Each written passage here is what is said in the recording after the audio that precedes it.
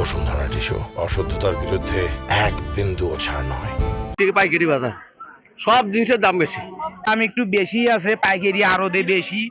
আমাদেরও একটু বেশি দামে বেচা লাগতেছে, না বেচতে পারলে তো আমরা টাকা তুলতে পারবো না। 15 রমজান 20 রমজান গেলে বাজার বাড়তি হবে এবার। দাম একটু বেশি আছে, পাইকারি আরো দেয় বেশি।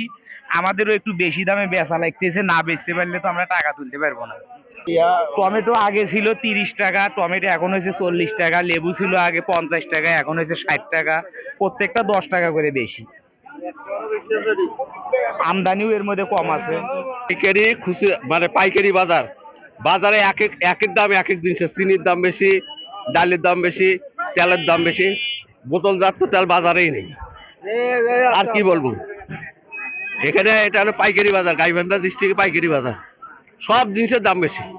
মানে রমজান মাস এমনিতেই মাছের আমদানি কম, যার জন্য কেজি 100-150 টাকা বাড়তি। আমরাও 50 টাকা বেশি দিয়ে বেঁচে, দেখা যায় এতে কেজি 100-150 টাকা বাড়তি।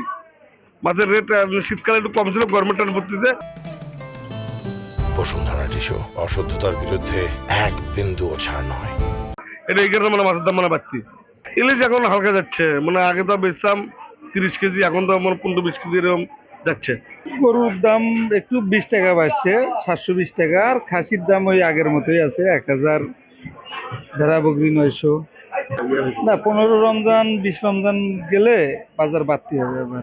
কাঁচা বাজার আগের তুলনায় একটু স্বাভাবিক আছে, ঠিক আছে। যেমন আলু, পেঁয়াজ, আদা, রসুন আগের তুলনায় স্বাভাবিক আছে। রমজান উপরে বাড়ছে একদম তা না, গত রমজানের দিক দিয়ে মোটামুটি বাজার স্বাভাবিক আছে।